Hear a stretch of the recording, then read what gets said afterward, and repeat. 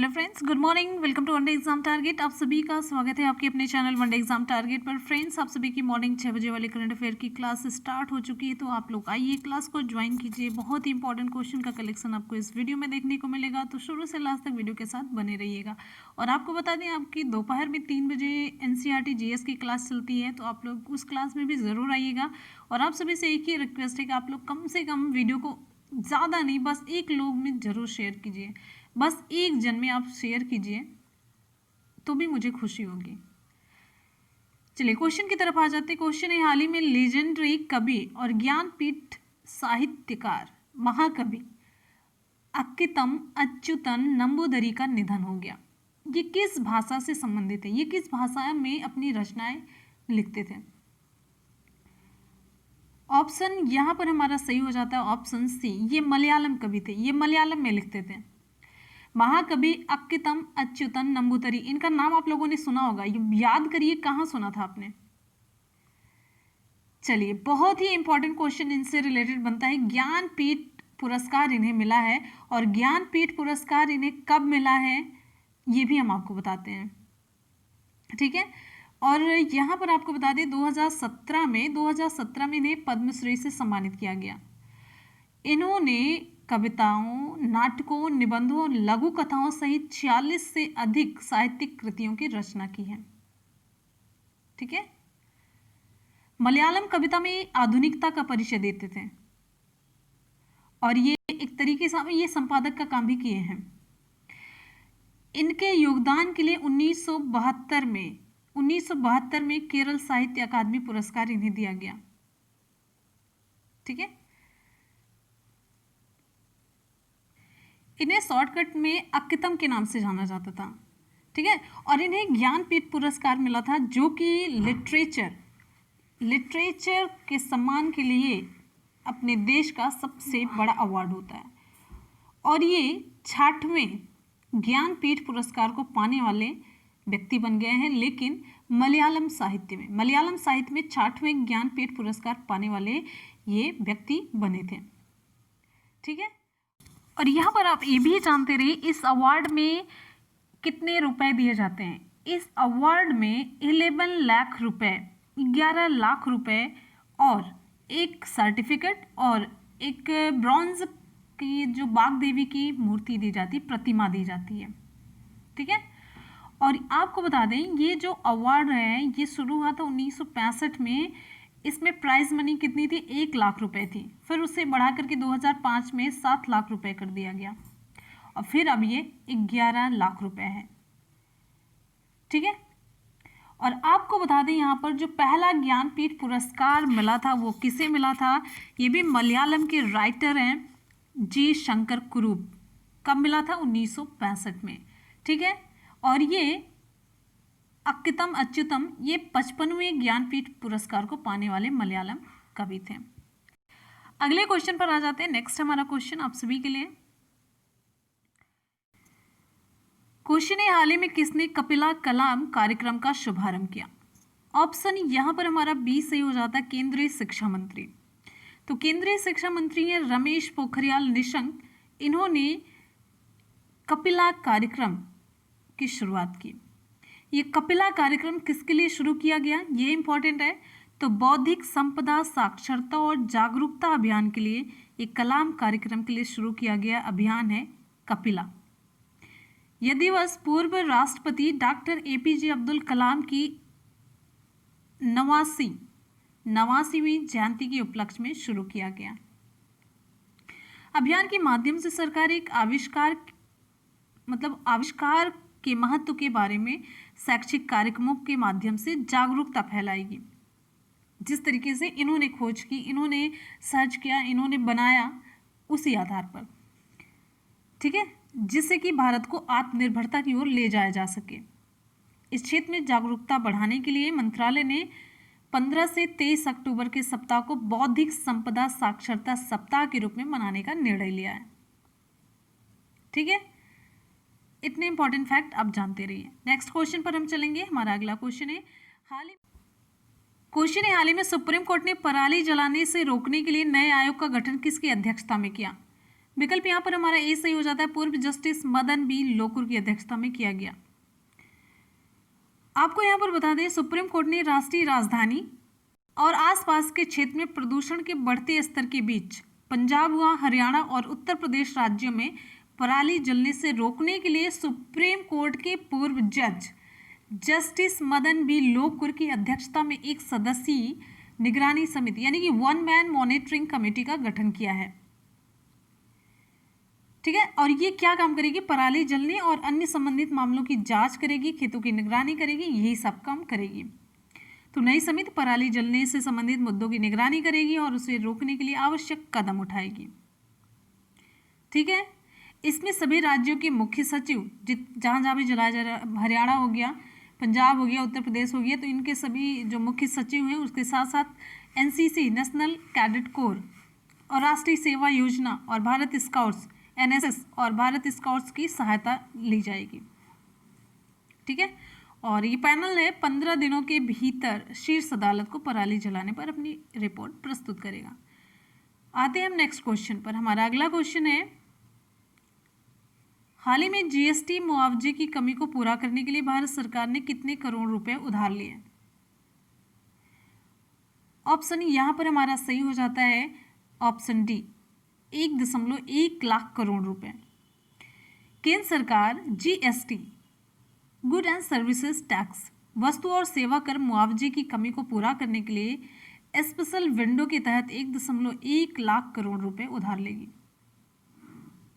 ठीक है, तो इसके तहत जो उपयुक्त किस्त में अनुमानित कमी को पूरा करने के लिए भारत सरकार द्वारा 1.1 लाख करोड़ रुपए सभी राज्यों को मिलाकर के का उधार लिया जाएगा। ठीक है, अगले क्वेश्चन पर चलते हैं। नेक्स्ट है क्वेश्चन है, हाल ही में माई टाउन माई प्राइड कार्यक्रम की घोषणा किसने की? ऑप्शन यहाँ पर हमारा ए सही हो जाता है, मनोज सिन्हा ने। तो जम्मू और कश्मीर के उपराज्यपाल हैं मनोज सिन्हा, इन्होंने घोषणा की कि माई टाउन माई प्राइड नामक एक आंदोलन शुरू किया जा रहा है। इस आंदोलन में क्या होगा? शहरी क्षेत्रों में ये आंदोलन, जो शहरी क्षेत्रों में बैक टू विलेज गांव की तरफ लौटो कार्यक्रम की तर्ज पर शासन प्रदान करने के लिए है। और इस कार्यक्रम के 3 मुख्य उद्देश्य हैं, आप ये भी जानते रहिए। पहला उद्देश्य कस्बों में सार्वजनिक पहुंच, दूसरा उद्देश्य जमीनी लोकतंत्र को मजबूत करना, तीसरा उद्देश्य दरवाजे पर सेवा प्रदान करना। ये 3 इसके मुख्य उद्देश्य हैं। अब आपके दिमाग में ये आ रहा होगा कि माई टाउन माई प्राइड ये जो कार्यक्रम है इसकी विशेषताएं क्या, ये है क्या, इसमें क्या कुछ होने वाला है?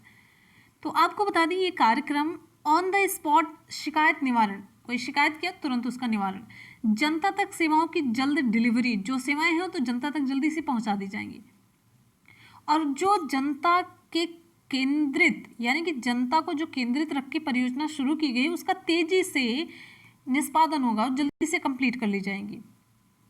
ठीक है, और माई टाउन माई प्राइड कार्यक्रम डोमिसाइल और जो ओबीसी प्रमाण पत्र है, राज्य सेवाओं जैसे दस्तावेज के समयबद्ध वितरण का ये अनुमान लगाता है। ठीक है, और ये जो कार्यक्रम है, पेंशन है, छात्रवृत्ति है, केसीसी है, स्वास्थ्य स्वर्ण कार्ड है, लाडली बेटी सभी आदि, ये सभी जैसे विभिन्न जो कल्याणकारी योजनाएं हैं इसके लाभों को समय के अंदर डिलीवरी सुनिश्चित करेगा कि समय के अंदर ही पहुंचा दिया जाए, यानी कि आने में साल भर लग जाए। तो ये सारी चीज़ें इस कार्यक्रम के अंतर्गत होने वाली हैं। आपको मोटी मोटी बातें मैंने बता दी। आते हैं नेक्स्ट क्वेश्चन की तरफ। हमारा अगला क्वेश्चन है, द बैटल ऑफ बिलोंगिंग नामक पुस्तक के लेखक कौन है? ऑप्शन हमारा सी सही हो जाता है, शशि थरूर। प्रसिद्ध लेखक और राजनीतिज्ञ हैं शशि थरूर। इन्होंने अपनी नई किताब जिसका नाम है द बैटल ऑफ बिलोंगिंग है, ये बिलोंगिंग, ठीक है, द बैटल ऑफ बिलोंगिंग का विमोचन किया है। ये पुस्तक किसके द्वारा प्रकाशित की गई है? पुस्तक LF बुक कंपनी द्वारा प्रकाशित की गई है। शशि थरूर ने इस बुक के बारे में आपको थोड़ा सा बता देते हैं। यह पुस्तक उनकी पुस्तक why I am a Hindu, why I am a Hindu, इसका विस्तार स्वरूप है द बैटल ऑफ बिलोंगिंग। और ये राष्ट्रवाद, देशभक्ति, मानवतावाद, लोकतंत्र और उनकी उत्पत्ति के विचारों को ऐतिहासिक संदर्भ प्रदान करता है। इस पुस्तक ने वास्तविक भारतीयता की स्थापना की और 21वीं शताब्दी में देशभक्त और राष्ट्रवादी भारतीय होने का क्या अर्थ है ये बताया। नेक्स्ट क्वेश्चन पर हम आएंगे। इंपॉर्टेंट क्वेश्चन था, इसे ध्यान में रखिएगा। शशि थरूर इंपॉर्टेंट पर्सनालिटी है। क्वेश्चन है, हाल ही में राष्ट्रीय सुरक्षा गार्ड का कौन सा स्थापना दिवस मनाया गया? ऑप्शन यहाँ पर हमारा डी सही हो जाता है 36वां। तो राष्ट्रीय सुरक्षा guard NSG, national security guard का स्थापना दिवस 16 अक्टूबर को मनाया जाता है। ये क्वेश्चन भी पूछा जाता है तो आप लोग ज़रूर इसे बताइएगा। जब भी कभी पूछा गया 16 अक्टूबर आपके दिमाग में होना चाहिए। तो 16 अक्टूबर को मनाया जाता है। तो इस बार का ये 36वां स्थापना दिवस था। भारत के जो सुरक्षा तंत्र में राष्ट्रीय सुरक्षा गार्ड NSG की बहुत ही महत्वपूर्ण भूमिका होती है। बहुत ही साहस से काम करते हैं। और आपको बता दें, ये से 1984 में स्थापित किया गया था। कुछ इंपॉर्टेंट फैक्ट राष्ट्रीय सुरक्षा गार्ड से रिलेटेड। तो राष्ट्रीय सुरक्षा गार्ड का मुख्यालय कहाँ पर है? न्यू दिल्ली में है। राष्ट्रीय सुरक्षा गार्ड के महानिदेशक कौन है? अनूप कुमार सिंह है। कौन है? अनूप कुमार सिंह है। राष्ट्रीय सुरक्षा गार्ड का आदर्श वाक्य क्या है? सर्वत्र सर्वोत्तम सुरक्षा। ठीक है, आते हैं हम नेक्स्ट क्वेश्चन पर। क्वेश्चन है, हाल ही में यूनेस्को में भारत का अगला स्थायी प्रतिनिधि कौन नियुक्त किया गया? ऑप्शन यहां पर हमारा सही हो जाता है option C, Vishal V Sharma. Vishal V Sharma को राजदूत के पद के साथ संयुक्त राष्ट्र शैक्षिक, वैज्ञानिक और सांस्कृतिक संगठन जिसका नाम है यूनेस्को। अच्छा, यूनेस्को का इंग्लिश में फुल फॉर्म आप लोग बताइए, हम कई बार बता चुके हैं। यूनेस्को के लिए भारत के स्थायी प्रतिनिधि मंडल के लिए भारत के अगले स्थायी प्रतिनिधि के रूप में नियुक्त किया गया है। किसे? विशाल वी शर्मा को। ये जावेद अशरफ का स्थान लेंगे। किसके स्थान पर इनकी नियुक्ति हुई है? तो जावेद अशरफ के स्थान पर। क्लियर है? और कुछ इंपॉर्टेंट फैक्ट, यूनेस्को का मुख्यालय कहाँ पर है? फ्रांस के पेरिस में है। ठीक, और यूनेस्को प्रमुख कौन है? आंद्रे अजोले हैं। यूनेस्को की स्थापना कब हुई? 16 नवंबर 1945 को। क्लियर है? आपको एक ही काम करना है, यूनेस्को का फुल फॉर्म आपको कमेंट सेक्शन में बताना है। आते हैं नेक्स्ट क्वेश्चन पर। तो फ्रेंड्स, यहाँ पर आज के करंट अफेयर के क्वेश्चन कंप्लीट हो जाते हैं। कर लेते हैं हम जल्दी से सुपरफास्ट रिवीजन। हमारा क्वेश्चन है, हाल ही में लीजेंडरी कवि और ज्ञानपीठ साहित्यकार महाकवि अक्कितम अच्युतन नंबूदरी का निधन हो गया। ये किस भाषा के थे? ऑप्शन सी सही हो जाता है मलयालम। क्वेश्चन, हाल ही में किसने कपिला कलाम कार्यक्रम का शुभारंभ किया? ऑप्शन यहाँ पर हमारा बी सही हो जाता है केंद्रीय शिक्षा मंत्री ने।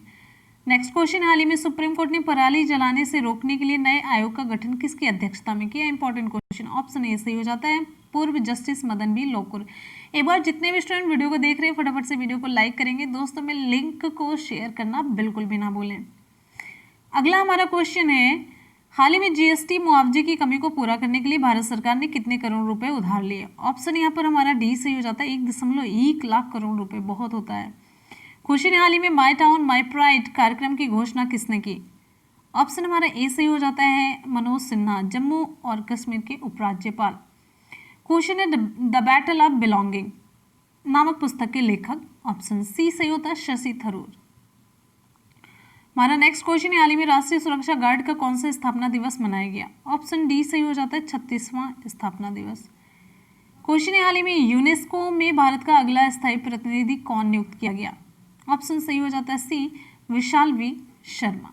तो फ्रेंड्स, यहाँ पर आज की क्लास और साथ साथ में उसका रिवीजन भी कंप्लीट हम लोगों ने कर लिया। चलते हैं कल के करंट अफेयर की क्वेश्चन की तरफ। क्वेश्चन है, हाल ही में हाफ मैराथन चैंपियनशिप डीनिया 2020 की एम्बेसडर किसे चुना गया? ऑप्शन यहाँ पर हमारा सही हो जाता है डी कॉन्स्टेंटिना डिटा। अगला है, हाल ही में अंतर्राष्ट्रीय गरीबी उन्मूलन दिवस कब मनाया गया? तो विकल्प यहाँ पर हमारा 20 सही हो जाता है, 17 अक्टूबर को। इसकी थीम है acting together to achieve social and environmental justice for all. अगले क्वेश्चन पर चलेंगे। नेक्स्ट हमारा क्वेश्चन आप सभी के लिए है, हाल ही में भारत ने फिलिस्तीनी शरणार्थियों के लिए कितनी सहायता राशि दी? ऑप्शन यहाँ पर हमारा एक ए सही हो जाता है, $1 मिलियन। और वैसे भी आप देखेंगे तीनों ऑप्शन में एक एक ही मिलियन लिखा है। नेक्स्ट है, हाल ही में एनटीपीसी के सीएमडी गुरदीप सिंह का कार्यकाल कितना बढ़ाया गया? तो विकल्प आपका यहाँ पर डी सही हो जाता है, 2025 तक। अगला क्वेश्चन है, हाल ही में प्रसिद्ध गायिका कौमुदी मुंशी का निधन हो गया, इन्हें किस नाम से जाना जाता है? ऑप्शन यहाँ पर बी सही हो जाता है, गुजरात की कोकिला। नेक्स्ट हमारा क्वेश्चन है, हाल ही में विश्व बैंक द्वारा समर्थित कितने करोड़ रुपए की स्टार्स परियोजना को मंजूरी दी गई? ऑप्शन यहाँ पर हमारा सी सही हो जाता है, 5,718 करोड़, ऑप्शन सी। हमारा अगला क्वेश्चन है, हाल ही में वरिष्ठ क्रिकेट पत्रकार और कमेंटेटर का निधन हो गया, इनका नाम आपको बताना है। तो ऑप्शन यहाँ पर हमारा सही हो जाता है, ऑप्शन बी, किशोर भिमानी। अगला क्वेश्चन है, हाल ही में इंटरनेशनल सोलर अलायंस का अध्यक्ष कौन सा देश बना? ऑप्शन ए सही हो जाता है, भारत। कल मैंने ये सवाल भी पूछा था, तो आपको जवाब भी मिल चुका होगा। तो फ्रेंड्स, यहाँ पर आज के करंट अफेयर की और कल के करंट अफेयर के क्वेश्चन का सुपरफास्ट रिवीजन कंप्लीट होता है। आ जाते हैं आज के सवाल की तरफ। क्वेश्चन है, the battle of belonging. The battle of belonging नामक पुस्तक के लेखक कौन है? अरुणिमा सिंह, सलमान रश्दी, शशि थरूर या चेतन भगत? ऑप्शन कौन सा सही हो आप लोग कमेंट सेक्शन में फटाफट से बताएंगे, डिटेल में बताएंगे।